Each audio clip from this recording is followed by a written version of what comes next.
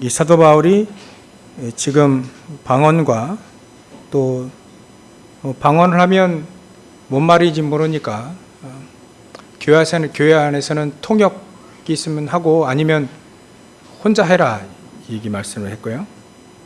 또 이 계시형이 임하게 되면 말하는 사람도 질서대로 얘기해라. 여기저기 막 혼자스럽게 하지 말고 교회 안에서 질서 있게 해라. 그 얘기를 하는 겁니다. 하나님은 무질서의 하나님이 아니시고 화평의 하나님이시기 때문에 질서 있게 해라 그 말을 하는 겁니다. 또 34절에 보면 여자는 교회에서 잠잠하라. 그들에게는 말하는 것을 허락함이 없다. 율법에 이른 것 같이 오직 복종해라. 이 말 잘 알아들어야 되겠죠. 그때 당시에는 완벽하게 신분제도나 계층이 분리되어 있었기 때문에 특히 여자들이 교회에서 막 선지자처럼 얘기하고 능력자처럼 능력을 행할 수 있지만 그때 당시에는 질서를 먼저 생각했기 때문에 또 남자는 여자의 머리다 말을 또 사도 바울은 하고 있죠. 그래서 원래 지혜 있는 여자는 원래 그렇습니다. 우리 지혜 있는 사람이라도 되죠. 지혜 있는 여자는 그 남편에게 복종하면서 남편을 완전히 조종하지요. 그 지혜 있는 사람입니다. 그런 식으로 우리가 정말 지혜라는 게 무엇인지를 알게 되면 여자가 남편에게 복종해라 그러면 여자들이 막 기분 나빠가지고 근데요 남편에게 복종을 하면 교회에서 복종을 하면 모든 걸 장악할 수 있습니다. 그런 비밀들을 모르니까 이게 여자는 교회에서 잠잠하라 막 이 말 가지고 또 오역하죠. 막 여자들 막 장로도 안 세우고요. 어디 여자들 강대상도 못 올라왔잖아요. 이런 말을 잘 이해를 못해서 그렇습니다. 그러니까 하나님의 말씀이 너로부터 난 것이냐 아니면 너에게만 것이냐 따지고도 있죠. 사도 바울이 하나님의 말씀이 정말 하나님의 말씀을 딱 붙잡은 사람들에게는 듣는 것과 달라요. 완전히 하나님의 말씀을 딱 붙잡으면 그 속에 어마어마한 지혜와 지식의 모든 보화가 다 있기 때문에 다 알아집니다. 다 깨달아집니다. 다 내어주고도 다 차지할 수 있는, 정복할 수 있는 자리가 바로 하나님의 말씀을 붙잡은 자예요. 복종, 순종, 복종 다 하고 다 장악할 수 있는 사람이 하나님의 사람입니다. 이것도 질서의 하나님, 화평의 하나님으로 잘 이해하면 충분히 이해될 수 있는 말씀입니다. 그래서 38절에도 이렇게 얘기해 있죠. 만일 누구든지 알지 못하면 그는 알지 못하는 거다. 그대로 둬봐라. 알지 못하는 것이다. 이렇게 되어 있습니다. 진짜 안다고 한다면 다르죠. 하나님의 말씀을 진짜 알고 구원의 축복을 진짜 알면 완전히 다릅니다. 노예로 가도 상관이 없습니다. 요셉이 노예로 끌려가도 노예 주제에 무슨 뭘 자기 주장을 얘기하겠습니까? 노예로 끌려가도 다 장악할 수 있습니다.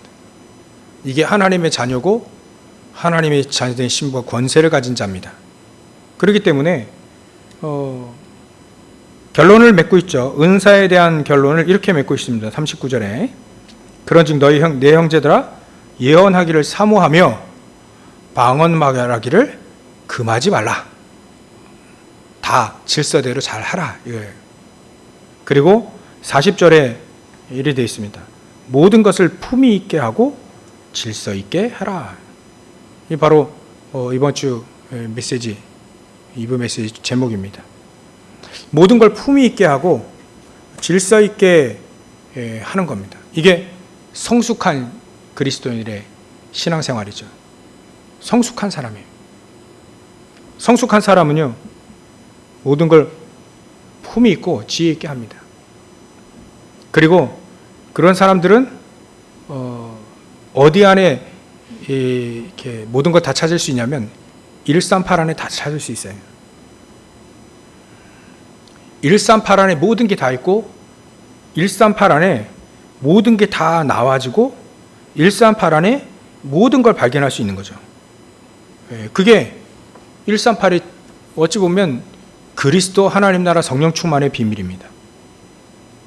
그래서 예언하기를 사모하라.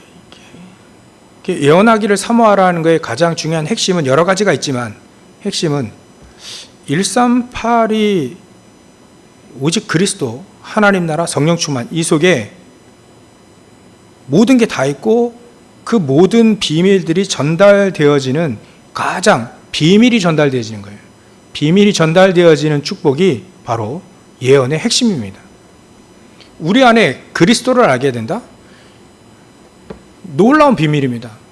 그래서 골로새서 2장 2절에 보면 그리스도 비밀이라 표현했어요. 그리스도는 비밀인데 이 비밀인 그리스도 안에 3절에 보면 지혜와 지식의 모든 보화가 그 속에 다 감춰져 있다. 감춰져 있습니다. 우리도 이따 말씀드리겠지만 우리도 감춰져 있는 존재예요. 그리스도를 깨달은 우리도 하나님과 우리 사람과의 인간관계 속에서 우리가 감춰져 있는 존재다. 그리스도의 비밀이 우리 안에 감춰져 있다. 그러니까 누구나 아는데 누구나 모른다는 얘기죠. 그리스도는요, 다 아는데 모릅니다. 아무리 떠들어대도요, 모르는 건 모르는 겁니다. 사도 베드로가 사도행전 3장에 얘기할 때 내게 있는 것을 네게 주노니 그게 아는 거예요. 내가 갖고 있는 겁니다. 하나님이 나를 알고 나도 하나님을 알고 있는 그 생명을 갖고 있는 거죠. 비밀인 그리스도를 갖고 있는 거죠. 그거를 전달할 때 현장에 하나님 나라가 임하게 되는 거예요. 흑암 세력이 뒤집어지는 거죠. 그래서 이 그리스도를 깨달아진다는 건 비밀 중에 비밀입니다. 아무나 깨닫지 못하는 거죠. 원래 비밀이라는 게 그렇지 않습니까? 야, 이거 비밀인데 다른 사람 말하지 말고 너만 얘기해 줄게. 이게 비밀 아니잖아요. 비밀은 다 알려줘도 못 깨닫는 겁니다. 엄밀한 비밀은 너만 나만 갖고 있는 거 비밀이지만 한 차원 높은 비밀은요, 다 아는데 모르는 거고요. 정말 아는 사람만 아는 게 비밀입니다. 그게 그리스도입니다. 세상에서는요, 그리스도 12월 25일 이러면 다 성탄 축제 하는데요. 그리스도 모르면요, 모르는 겁니다. 다 아는데 모르는 거예요. 수천 년 동안 하나님 말씀 받아왔는데 모르잖아요, 유대인들이. 희한해요. 성경을 가지고 있는데 몰라요. 왜냐하면 감춰져 있기 때문에 그렇다. 비밀입니다. 그리스도는요, 알면 놀랍게 되는 거죠. 아니, 우리 같은 사람이 그리스도 알아져가지고 이 정도 하나님의 은혜 가운데 살지 않습니까? 전 어제도 생각해 보니까요, 야, 하나님의 은혜다. 전 책 읽는 게 되게 어려워요. 왜? 고등학교 때까지 책 한 권을 제대로 읽어본 적이 없다니까요. 맨날 놀러 다녀가지고. 책 한 권, 아니, 학교 다닐 때 국어책을 처음부터 끝까지 읽어본 적 없고요. 탐구생활, 첫 번째 탐구생활 해본 적이 기회 없어요. 우리 방학 때 숙제 있잖아요. 탐구생활. 이거 해본 적이 없어요. 근데 우리 아이들 같은 경우는 어렸을 때 진짜 막 피곤해도 막 책 좀 읽어줬거든요. 조금 읽어줬는데, 쟤들은 어렸을 때부터 책을, 동화책이나 이런 거, 그 동화책 하나도 제가 안 읽어봤으니까. 근데 읽으니까 얘들이 읽는 거는 좀 하더라고요. 근데 전 이 책 읽는 게 아주 이만한 두꺼운 신학서적이니까 근데 1년 넘게 걸려요. 그래서 이한이가 아빠 이거 각 잡고 한번 읽어봐. 야, 그래도 1년이야. 각 잡고 막 집중하고 해도 이만한 책은요 1년 못 읽어요. 왜냐하면 이해가 느려가지고, IQ도 낮고, 이해가 느려가지고, 근데 제가 여러분들께 뭔가 가르친다? 이건 말도 안 됩니다. 말도 안 되거니와 제가 이 자리에 서는 것도 하나님의 은혜지 설 수가 없거든요.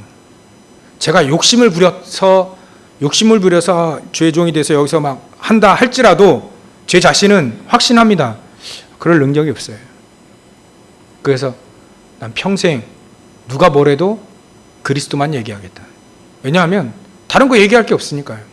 다른 거 우리 여러분들과 대화하면 다른 거 얘기할 게 거의 없어요. 그냥 만나면 이제 목사님들이나 만나서 좀 얘기하지, 다른 사람 만나면요 가만히 있어요. 할 말이 없어요. 친구들 말하면 말을 안 해요. 말할 게 있어야지. 따지고 보면 저 어떻게 저렇게 박식하고 이렇게 말을 잘할까? 저는 아는 게 없으니까 말을 못해요. 근데 당신은 좀 인격이 돼가지고 성숙해가지고 남이 말을 잘 들어준다. 천만의 말씀. 속으로 전 생각합니다. 말할 게 없어서 말 못하는 거지 지식이 없어서요. 이랬든 저랬든 하나님의 은혜입니다. 은혜 아니면 제가 이렇게 잘 못하지만 이렇게 주의 종으로 섬기는 것도요 하나님의 은혜입니다. 여러분들 성숙한 지식인, 교양인 그런 삶도 있지만 우리는 오늘 성숙한 그리스도의 삶, 모든 것을 품위 있게 하고 질서 있게 하는, 은사도 그렇고 직분도 그렇고요. 여러분들 사회생활에 업도 있잖아요. 품위 있고 질서 있게, 그 비밀 중에 비밀이 바로 138의 가장 중요한 당연한 거, 필요한 거 절대 거기서 찾으면 됩니다. 이따 결론에도 말씀드릴 때요. 당연한 거 하면 됩니다. 꼭 필요한 거 하면 됩니다. 당연한 거 죽어요. 필요한 거 내가 하고 절대적인 하나님의 계획 딱 얘기하면 되죠. 언제든지 우리의 업은 이렇게 해야 됩니다. 그러면 성숙한 신앙생활이 되죠. 모든 걸 품위 있게 할 수 있습니다. 왜? 당연한 걸 주니까. 당연한 거 안 하니까 잘리는 거죠. 또 필요한 거 주면 그 사람에게 필요한 걸 주니까 딱 맞죠. 거기에 하나님의 절대적인 계획을 딱 선포해 보십시오. 살아납니다. 살리게 되는 거죠. 왜 우리가 성숙한 신앙생활을 해야 됩니까? 왜 모든 걸 품위 있고 질서 있게 해야 됩니까? 당연한 지금 여기에 여자들이 말하는 거, 또 예언하는 거, 방언하는 거, 통역 여러 가지 있지만 왜 우리가 품위 있고 또 질서 있게 성숙한 신앙생활을 해야 되냐면 실제로 우리가 성숙해야 됩니다. 그래야 복음이 전달되어져요. 왜냐하면 지금 실제적인 성숙면에 하나님 편에서 정말 이 성숙한 부분들을 표현한다면 지금 이스라엘 민족은 율법 가지고 다투고 있습니다. 율법 가지고 살아요. 근데 저 강대국 보십시오. 강대국은요 세계를 딱 장악하고 있습니다. 요즘에도요 아까 말씀드렸던데 그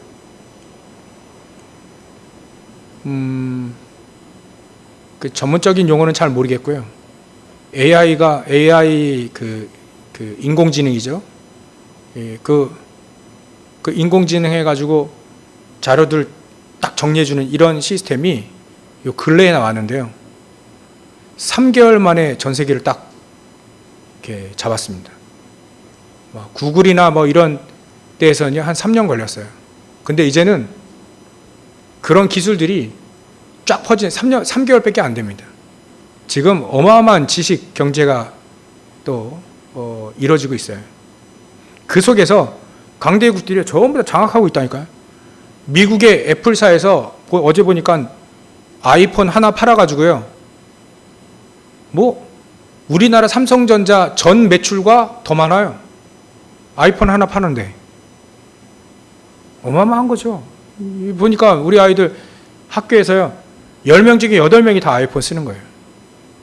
왜? 또 이게 좀 간지나게 딱 잘 만들었거든요. 아이폰이. 또 화질 면에서 다르대요. 카메라. 전문가들 얘기겠죠. 저는 아직 잘 모르겠어요. 근데 전문가들, 그 컴퓨터도요, 맥 컴퓨터 이게 아무래도 방송 장비에 차원이 다르답니다.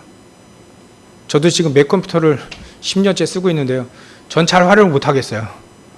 되게 어려워요, 이게. 얘네들, 이게 미국 애들이 이게 되게 어렵게 만들었어요. 근데 호환도 잘 안 되고요.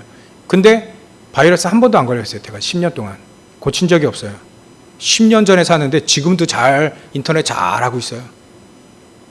몇 가지는 잘 못하고 있지만 아주 튼튼하게 잘 만들었어요. 안 돼. 강대국은요, 세계를 제패하고 있는데 이스라엘 민족은 율법 다투기를 하고 있다니까요.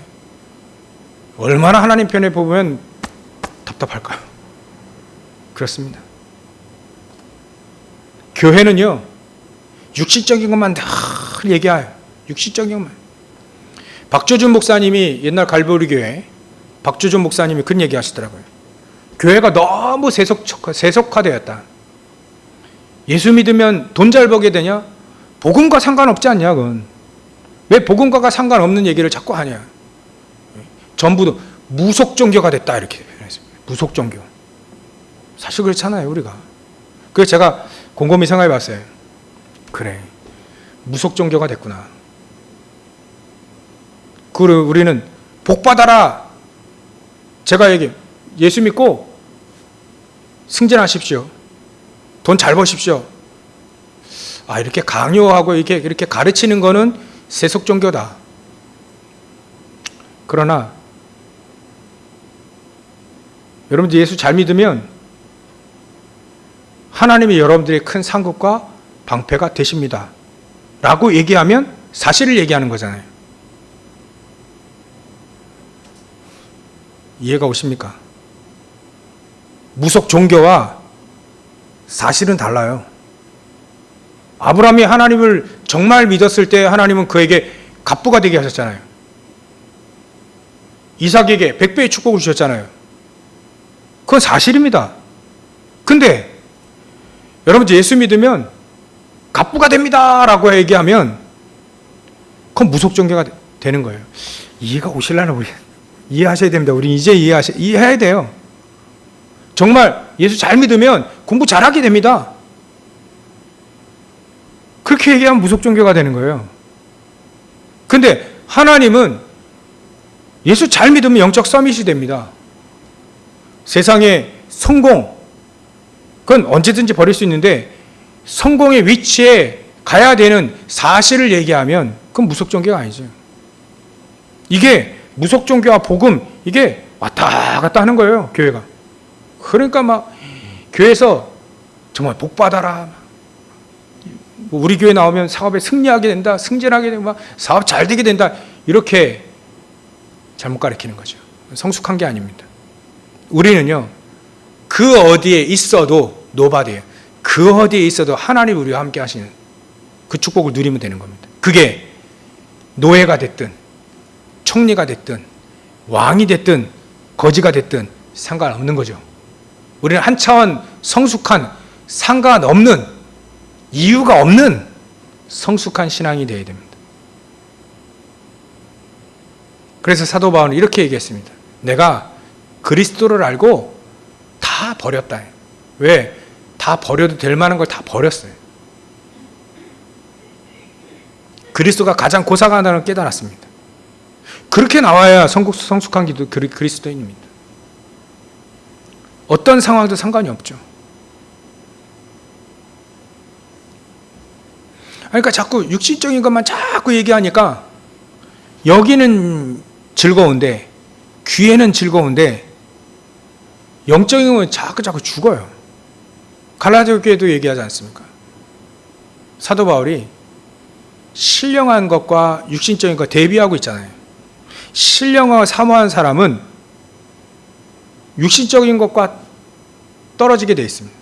또 육신적인 걸 늘 사모하면 신령한 것과 멀어지게 되어 있습니다. 그렇지 않냐? 우리는 무엇을 바라보고 가냐? 위의 것을 바라보고 사는 사람 아니냐? 하늘에서 주시는 그 축복, 하늘에서 주시는 그 응답, 하늘에서 주시는 그거, 영적인 축복들, 그게 나에게 있어야 된다. 보좌의 축복이죠. 하나님 나와 함께 하시는 축복이죠. 하나님이 나와 함께 하시면 그 어디나 하늘나라는 거예요. 자망이나 장막이나 초막 어디에 산 그 어디나 하늘나라가 되는 거예요. 내가 있는 현장을 작은 집이 아주 큰 집으로 만들면 좋죠. 근데 작은 집에 초막에 살고 있더라도 거기에 하나님의 나라가 임하는 게 중요하다는 얘기죠. 성숙한 신앙생활입니다.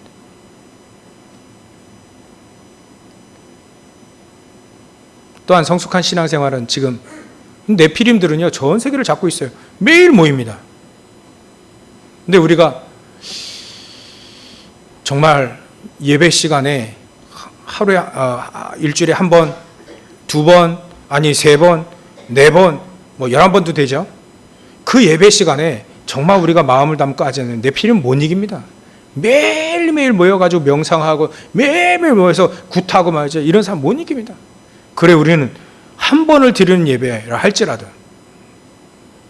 금요일 날은 좀 다르게 또 얘기했지만 한 번을 드리는 예배라 할지라도 그 예배 속에 우리는 모든 축복을 찾아낸다면 록펠러의 언약을 붙잡을 수 있다는 거예요. 록펠러는요 얼마만큼 언약을 붙잡았냐면 교회에서 헌신하고 봉사하는 거 그럴 시간이 없어요. 사업해야 됩니다. 뭐 해야 되느냐? 나는 교회를 져야 되겠다. 또 후대들을 살리는 대학을 만들겠다. 이거에 잡힌 거예요. 그러니까 하나님은 그거 할 수 있도록 하신 거죠. 그래서요 우리는 성숙한 신앙생활은 청빈 생활을 넘어서는 겁니다. 검소, 새마을 운동 그걸 넘어서는 겁니다. 성숙한 신앙생활은 그런 거에 잡히는 게 아니에요. 목사님이 뭐 좋은 차 왜 타고 다님? 그 청빈에 잡힌 거예요. 그 생각. 사상은 그거 못 이깁니다. 그러면 세상을 못 이겨요. 세상이 그렇게 돼 있기 때문에 세상 못 이겨요. 대통령에게 방탄차 안 주면 어떡합니까? 여러분들에게 방탄차 주셔야겠죠. 당연히. 중요하니까. 그래서 천군천사 보내는 거 아닙니까? 하나님의 성령으로 막 감싸는 거 아니겠습니까? 하나님의 자녀가 사단의 공격을 받기 때문에 당연히 그 축복을 주셔야 되는 거예요. 그죠? 천군천사 안 주면 어떡합니까? 성령께서 역사하고 막 보호하지 않으면 보호하고 은혜 주고 가르쳐주지 않으면 어떻게 살아요? 우리가 세상의 법칙대로 못 사냐면 살 수 있습니다. 근데 사단은요 계속 불화살을 계속 쏘고 있거든요. 핵폭탄을 계속 쏘고 있는데 거기에 맞게 이겨내고 승리할 수 있도록 우리에게 무기, 기도, 성령의 충만함 이게 없으면 우리 하나님의 자녀는 못 삽니다. 그래서 당연히 주시는 거예요. 그러려면 그 축복 누리려면 세상의 것보다 한 차원 상식 이하가 아니라 상식 이상 지극히 선한 것 그 하나님 거 아닙니까? 하나님의 기준에 하나님 걸 붙잡아야지 우린 청빈, 검소, 무아지경, 무소유 막 이런 거 있잖아요. 세상에 무소유 이게 얼마나 이게 파워인지 책들을 보면 사람들은 그렇게 삽니다. 그 사람들 어떻게 이깁니까? 못 이깁니다. 해탈? 다른 차원? 세계? 막 귀신 들려가지고요? 못 이깁니다. 그래서 하나님은 우리에게 종교가 아닌 복음, 그리스도를 주신 겁니다. 하나님의 나라, 성령의 충만한 능력을 우리에게 주셔요. 성령의 충만함, 이거 가지고 능히 초월하시길 주의 이름으로 축원합니다. 지난주에도 우리 2부 때 메시지 드렸잖아요. 시공간을 초월하는 기도와 시공간 초월하는 하나님의 능력, 말씀. 그러니까 시공간 초월하는 이게 축복이 우리에게 당연히 주셔야 돼. 안 주시면 우리가 이 땅을 살아갈 수 없고 이 땅에 승리할 수 없는 거예요. 당연히 우리를 주셔야 됩니다. 종교는요 수행 생활이라는 게 있어요. 근데 교회는 그렇지 않잖아요. 교회는 수행 생활이 아닙니다. 성령 충만한 생활이에요. 성숙한 생활입니다. 그래서 우리는 실질적으로 성숙할 수 있도록 쓸데없는 것 가지고 우리는 시간을 버리면 안 돼요. 쓸데없는 것 가지고 붙잡으면 안 돼요. 쓸데없는 거예요. 엄밀히 말하면 한 번만 들으면 아는 거잖아요. 방언, 예언, 막 이거 한 번만 들으면 이거 아는 것이죠. 근데 쓸데없는 말 가지고 교회 너무나도 문제가 많은 거예요. 다툼이. 그래서 고린도서 2장을 보면 너희들이 참 어린아이 같다. 아까 말씀드렸지만 어린아이 같아. 다툼이 있는 거 아니야? 왜 다툼이 있고 분쟁이 있느냐? 그 어린아이가 아니야. 성숙한 신앙생활이 되네. 성숙한 신앙생활을 해라. 그 얘기하는 겁니다. 그래서 영적인 성숙한 그 부분은요, 그리스도 안에 모든 게 다 있다는 것 찾아내는 거고요. 이 영적으로 성숙한 건요, 고린도 후서 5장 17절에 우리는 새로운 피조물이 된 거예요. 새로운 피조물의 이 놀라운 이 축복을 온전히 누리시기 바랍니다. 새로운 피조물이 된 거예요. 이전 것은 지나갔습니다. 예전에 창세기 3장 11장에 죽었던 우리는, 거기서 살다가 막 발본체가 죽어야 될 운명 가운데 있었던 우리는 이제는 바뀐 거예요. 우리 새로운 피조물이 된 겁니다. 하나님이 새롭게 재탄생하신 거예요. 재탄생하게 한 거죠. 그래서 참으로 성숙한 우리 신앙생활은요, 일단 감사가 달라요. 감사 자체가 틀립니다. 우리는 주셔도 감사, 안 주셔도 감사, 이 감사의 축복을 누리시기 바랍니다. 한참 더 떠서 우리는 그리스도 때문에 고난당하고, 우리는 교회에 정말 그리스도 때문에 고난당하고 교회에 헌신할 수 있다는 것, 그거에 감사하시기 바랍니다. 성숙한 신앙생활입니다. 이래도 저래도 상관이 없어야 돼요. 하나님은 선하시고 우리를 인도하시기 때문에 어떤 길로 가도 괜찮아요. 그곳에 하나님의 나라, 하나님이 나와 함께 하시면 사망의 음침한 골짜기로 간다고 하지 않았습니까? 다윗은. 그러니까 이 길로 가야 됩니까? 저 길로 가야 됩니까? 그거 이전에 성숙한 신앙생활이요, 하나님 내가 어디를 길을 가든 하나님 나와 함께 하시는 축복을 누리게 해주십시오. 성숙한 겁니다. 때로는 그리스도 때문에 고난당하는, 그리스도 때문에 예수 믿는다고 해서 고난당하는 그 고난도 감사하게 해주십시오. 성숙한 겁니다. 우리 판단도 그렇습니다. 하나님 앞에서 딱, 아침에도 말씀드렸잖아요. 하나님 뭘 원하실까? 하나님이 원하시는 하나님 앞에서 말이죠. 코람데오라고 하잖아요. 하나님 앞에서 하는 겁니다. 하나님 내 앞에 딱 모셔놓고 우리가 생활하는 거예요. 판단하는 것도요. 분별이죠. 모든 걸 다윗은요, 역대상 29장 10절부터 20절을 보면 모든 걸 하나님의 영광을 위해서 다 해버렸습니다. 하나님의 영광을 위해, 말만이 아닌 자기는 실질적으로 딱 하나님께 헌신한 겁니다. 다윗은요, 하나님의 영광을 위하여. 그래서 시편 23편 6절에 보면 내가 여호와의 집에 영원히 거하리로다. 이게 하루아침에 나온 고백이 아니에요. 하루아침에 나온 고백이 아닙니다. 내가 여호와의 집에, 여호와의 집, 내가 저 왕궁의 상하침에 살고 있는데 지금 언약궤는 저 바람 부는 창고에 있고, 이 말이 하루아침에 나온 게 아닙니다. 나는 나는 저 왕궁에 사는 것보다 성전에 문지기로 있는 게 더 좋다. 이 말이 하루아침에 나온 게 아니에요. 내가 여호와의 집에 영원히 거하리로다. 그게 하루아침에 나온 얘기가 아닙니다. 한나의 언약서부터 시작해서 사무엘에게 전달된 거, 사무엘이 어렸을 때부터 언약궤 옆에서 잤는데 말이죠.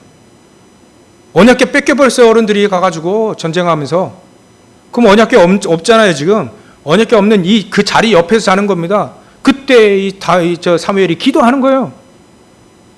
하나님, 이 언약궤 어디 갔습니까? 이 언약 이거 어디 갔습니까? 기도했겠죠. 하나님 돌아오게 해달라고. 꼬마 사무엘이 기도했을 거 아닙니까? 거기 때부터 계속 전달되어져 와 있는 언약입니다. 언약. 그 언약궤가 다시 돌아올 때 그 얘기를 또 사무엘이 듣잖아요. 재앙 막이 그래서 블레셋 땅 세 곳을 연전해 가지고 다시 돌아오잖아요. 언약궤가. 언약궤 다시 갖다 놨어요. 사무엘이 그 옆에서 또 잡니다. 오래전부터 나온 고백입니다. 성숙한 신앙생활은요, 하나님이 뭘 원하시는지 그를 오래전부터 계속, 우리는 기회입니다. 렘넌트 축복입니다. 지금부터 그 언약을 붙잡는 거예요. 237 치유 서밋의 성전 현장에 다락방 통해서 막 지교회 운동, 이건 우리가 계속 끝까지 붙잡고 가야 될 성전의 메시지입니다. 교회의 메시지예요. 이거를 전달받은 이 다윗이요, 기도하는 거예요. 어렸을 때부터 기도하는 겁니다. 이 성전이 세워지게 해주십시오. 그러니까 다윗은 목동으로 있을 때 하나님이 시편 78편 70절부터 72절 자세히 보십시오. 목동으로 있을 때에 하나님이 다윗을 왕으로 딱 선택합니다. 왜 왕이어야 될까요? 왜 왕이어야 될까요? 그래야 성전을 짓죠. 성전 짓기 위해서 다윗은 왕이 되어야만 될 이유를 안 겁니다. 그래서 왕이 꼭 내가 돼야 되겠다 안 해도 하나님이 나를 왕으로 시켜야만 될 이유를 안 거예요. 왜? 성전을 지어서 모든 걸 다 투자해가지고 왕이 제일 좋잖아요. 그러면 요셉은 총리여서 이게 그때도 성전 지을 수 있었는데 가나안 땅 못 들어가 있으니까 애굽이니까 그 애굽에서도 만약에 못 지으면 또 우상이 되겠죠. 다윗은요 안 겁니다. 내가 왕이 되어서 단 한 가지 성전 지어야 되겠구나. 그러니까 다윗은 모든 걸 다 알아버린 겁니다. 사울 왕에 모든 걸 다 허락하고요, 다 가진 겁니다. 성숙한 신앙생활입니다. 모든 걸 하나님의 영광을 위해 쓴 거예요. 그렇게 되어지면 끝나는 거죠. 여러분들, 우리가 성숙한 신앙생활은요 그렇게 어렵지 않을 거라 봅니다. 왜냐하면 하나님이 원하시는 거니까요. 하나님이 기뻐하시는 거니까. 수양 차원에 따지면 우리는 못합니다. 뭐 할 수 있는 분 있겠죠. 근데 하나님이 우리에게 약속하신 것을 따져보면 예수님이 말씀하셨던 대로 내가 지어진 짐은 더 가볍다, 그 말을 이해하신다면 성숙한 신앙생활이 오히려 더 쉬울 것이다. 다윗처럼 살아가는 것이 더 쉬울 것이다. 사울 왕처럼 살아가는 게 더 어려울 것이다. 요셉의 형들처럼 살아가는 게 더 어렵고 요셉처럼 살아가는 게 더 쉬울 것이다. 왜냐하면 하나님의 역사가 다르잖아요. 하나님께서 나에게 성령으로 충만하게 하시고 보좌의 축복을 나에게 가득 주신다면 그건 쉽지 않겠어요? 우리는 이걸 언약으로 다 붙잡아야 됩니다. 그렇다면 첫 번째, 구원이라고 하는 그 모든 복음 안에서 모든 걸 다 찾아낼 수 있다는 거예요. 구원. 새로운 피조물이 됐다니까요. 에베소 2장 1절부터 3절, 2장 1절 허물과 죄로 죽었던 우리를 살리셨잖아요. 또 원래부터 우리는 진노의 자녀, 하늘 공중권세 잡은 그 사단에게 완전히 붙잡혀가지고 진노의 자녀, 원래 그랬잖아요. 거기서 빠져나온 이 구원의 축복이 얼마나 강합니까? 그럼 우리는 구원받았다는 이 자체로 끝나야죠. 그 속에서 모든 응답들을 다 찾아낼 수 있는 거죠. 구원받았다는 말은요 어마어마한 축복을 우리에게 주셨다는 거예요. 그렇다면 두 번째로는 관계에 또 얘기합니다. 성숙한 크리스찬들은요 구원의 축복, 거기뿐만 아니라 이거를 하나님과 사람의 관계 속에서 또 다른 은혜를 얻게 돼요. 내가 구원받았다, 그리고 끝이 아니에요.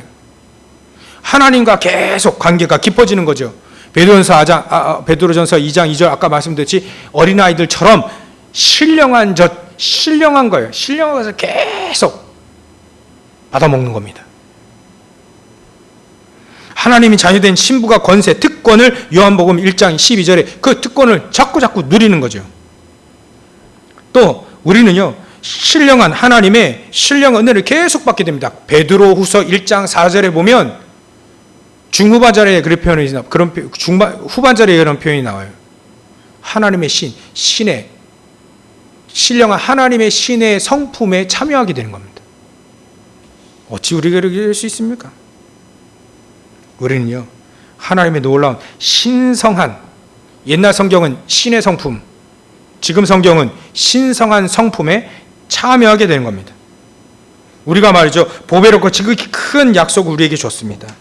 이 약속으로 말미암아 우리는 정욕, 세상의 정욕 때문에 사는 게 아니라, 세상에 썩어질 거 그 때문에 사는 게 아니라 신성한 성품, 신의 성품에 참여하게 되는 겁니다. 얼마나 큰 은혜입니까? 이게 하나님의 신의 성품에 참여하는 거니까요. 이게 하나님과의 관계가 깊어지게 됩니다. 또 사람과의 관계가 깊어지게 됩니다. 예수님의 사랑 가지고, 사랑, 예수님 먼저 이미 얘기하신 거잖아요. 서로 사랑해라. 처음부터 얘기하신 거 아닙니까? 그래서 요한일서 3장 14절에 보면, 11절 14절에 보면 우리는 서로 사랑해라. 처음부터 우리에게 늘 얘기하신 거고요. 우리는 형제 사랑함으로 사망의 생명으로 옮겨준 것, 이거 아는 사람들의 사랑은 사망에 머물러 있지 않다 했습니다. 사망에. 그래서 우리는 사람과의 관계 속에서 고린도후서 5장부터 18절부터 21절에 보면, 18절에 보면 그래 있습니다. 우리는 화평하게 하는 직분을 우리에게 줬다. 화평하게 만드는. 그래서 하나님과 화평해라, 사람과 화평해라. 그게 우리에게 메시지, 명령입니다. 화평해라. 여러분들이 갈 때 현장에 분쟁이 무너지는 역사 일어나게 되실 줄 주의 이름으로 축원합니다. 그렇게 되면 우리에게 이런 사람과의 관계 속에서 기쁨을 얻게 돼요. 하나님이 주시는 기쁨을 얻게 됩니다. 성숙한 신앙생활은요, 세 번째로 동기가 달라져요. 우리 크리스찬들은요, 성숙한 신앙생활은요, 동기가 달라집니다. 이미 예수님께서 우리를 위해 죽으시고, 또 우리도 그와 함께 죽고, 모든 죄와 허물, 모든 운명, 저주, 사망 완전히 벗어났기 때문에 우리의 동기가 완전히 달라집니다. 이젠 우리의 동기가 어떻게 되냐면, 하나님이 우리의 동기가 되시는 거예요.